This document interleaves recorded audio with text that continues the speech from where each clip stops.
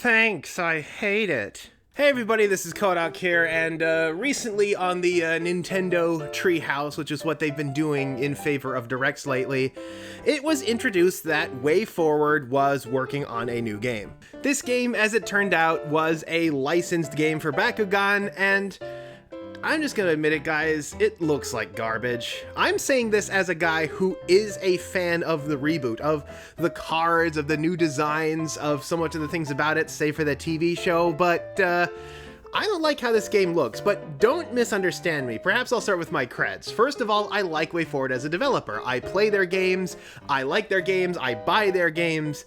I have even occasionally bought and enjoyed indulging in some of their licensed stuff. So my problem is not with the developer or with the fact that the developer is making a third-party game. I also played the original Bakugan game for the Nintendo DS, and I thought it was actually pretty good. It was one of my earliest videos, and I gave it a B+, and I still stand by that. If I play this again, it still holds up. It is kind of a simulation of the original game, but the thing is, they took the parts that benefited most from being video gamey and made them video gamey. It's like the board game. You still have to roll the Bakugan towards the cards, but while that's happening, you can like do little things where you manipulate how the Bakugan rolls around. You can roll it around the field to pick up bonuses and stuff before landing it on the card you want, and, you know, figuring out your limits on how long and how well you can roll those things is part of the game's challenge. And then when it comes to the final showdown, it's not just highest number wins, but whoever has the higher number gets an advantage on what is sort of a beam struggle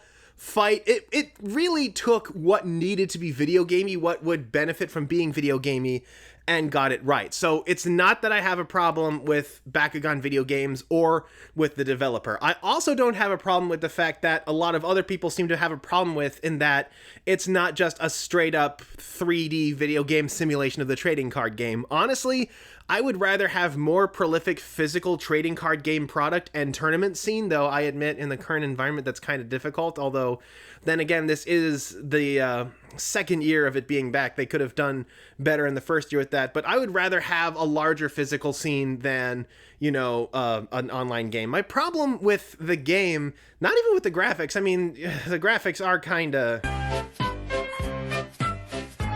No, my problem with the game is that, based on the gameplay reveal, it just looks boring. I mean, am I the only one who thought that this gameplay presentation was a real chore to watch? I mean, it gets introduced with roughly the enthusiasm of a third grader reading their book report for the class, and then we kind of listen as people drone on as one of the game's own developers struggles against the lousy controls to barely beat the tutorial level.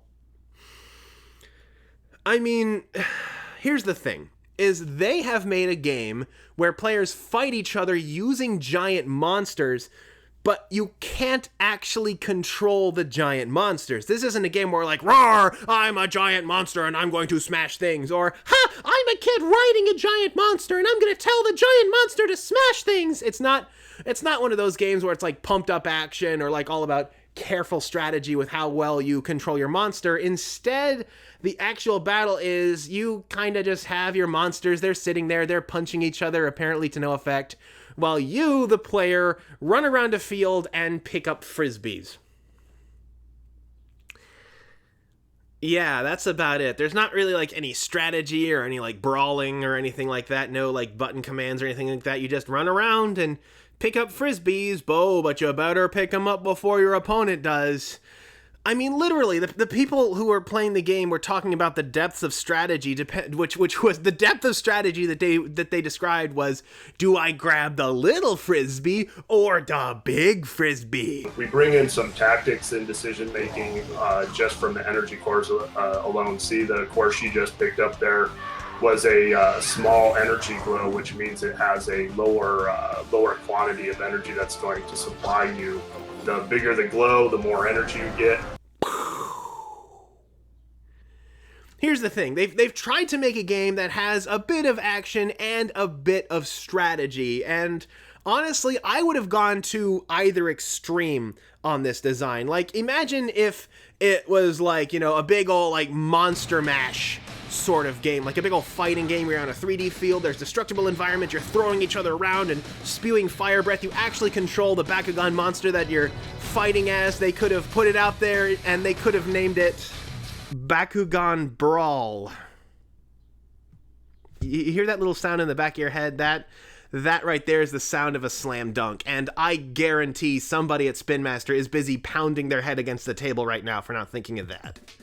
Or, you know, you could have taken it the opposite direction, made it a strategy game where if you want to simulate the idea of cores of like, you know, rather than like having a mini game where you run around collecting frisbees to throw, instead, you know, you have like an energy meter, and at the start of the round, your character avatar throws like you just see like briefly, like for half a second, they like throw some discs into like a power gauge that you then use to pay for attacks, and certain attacks cost more or cost less, and you have to decide, should I use a big attack now or should I use a small attack to save up for a really big attack?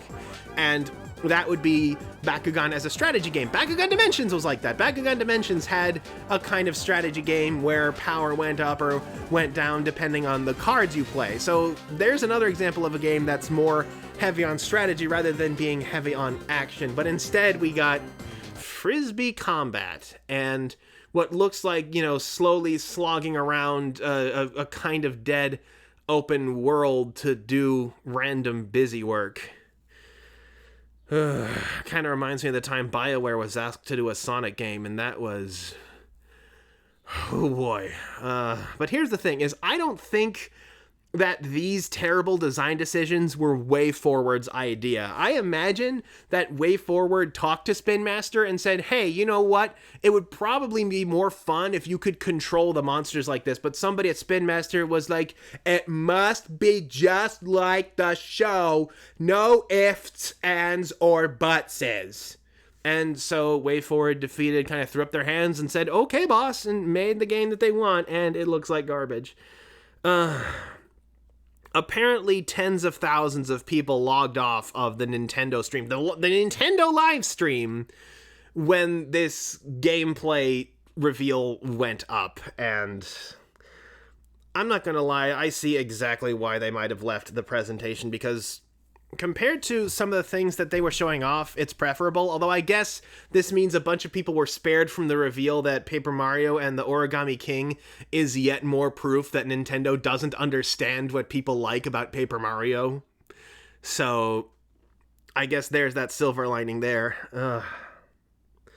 Like I don't even see what the appeal of this kind of game could be. I would rather control the monster. It would be like, you know, making something exactly like its source material isn't necessarily, you know, the qualities of a good video game. Imagine if they made a Godzilla game, okay? A game about Godzilla, but you don't play as Godzilla. Instead, you play as a scientist who runs around all over the place asking people questions, you know, hey, why have there been more earthquakes lately? And everybody just gives the exact same answer. They just kind of turn up their hands and go, I don't know. You do this same thing over and over and over again, and then finally 4 hours later Godzilla appears. But you don't get to play as Godzilla. You don't get to try to stop Godzilla or try to help Godzilla against whatever monster they're fighting. Instead, you're looking at Godzilla through like a pair of binoculars from a really bad vantage point. Like, you can barely make out the monsters between which ones they're fighting. You kind of watch that for a while and then the game ends. Yeah, that doesn't sound like a Godzilla game, does it? It doesn't sound thrilling at all, doing the same thing over and over again and then just watching from a really, really lousy location. But, you know, that's what happens in Godzilla movies, so we gotta make a video game out about it. But, I mean, come on, what would people rather have? A game where Godzilla steps out of the water after you press start and then the game prompts you with press X to smash? Who would want to play that kind of game? So, yeah, I'm speaking as somebody who's a fan of the reboot as well. I and a lot of people who are fans of the reboot do not like how this game looks. If Spin Master thinks this is the game that's going to finally bring clout to their brand, they are mistaken. Although, another thing it did was, you know, it revealed that a lot of people are still not aware that the Bakugan reboot has happened. Which tells me, you know, where are they advertising the Bakugan? Are they putting up any ads on like Toonami or Crunchyroll or anything? You know, the place where all the people who are fans of the original Bakugan are hanging out now? Are they doing any of that at all? Because it still feels like they're not generating the needed awareness they need for this brand to do even better than it has, because it did really awesome in 2019. This year, I mean, there have definitely been circumstances that have affected its prolonged success, but there's still a ton of people who don't know it exists, and the card game is kind of getting hosed, so I don't know. I mean, it comes with an exclusive Bakugan. The old DS game came with an exclusive Bakugan too. It came with the show-accurate Naga, who was the villain character of Season 1. But honestly, based on how the game actually looks and the absolute dragging it is getting on its YouTube comments, it would not surprise me if you could get this game, you know, complete with its exclusive Bakugan for a lot less pretty soon. So who knows? Maybe I'll pick up a copy to show off. Maybe somebody will send me a copy, but I'm not looking forward to it. So yeah, that's my thoughts on the trailer and gameplay reveal. So until next time, this is Angry Co signing off.